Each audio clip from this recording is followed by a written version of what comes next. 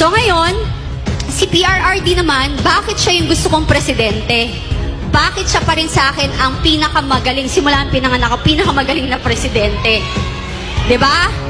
Dahil I hate drugs. Ayoko ng addict, ayoko ng sugarol. And siya lang ang nag-iisang presidente na lumaban against sa droga. Tama?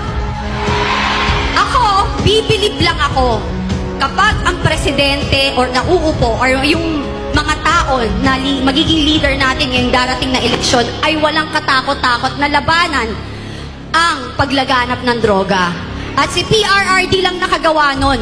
At naging okay ang ating pamumuhay nung siya ang namumuno, mas tahimik. Hindi katulad ngayon na puro kasinungalingan na sinasabi nila. Na, sabi nila, peaceful?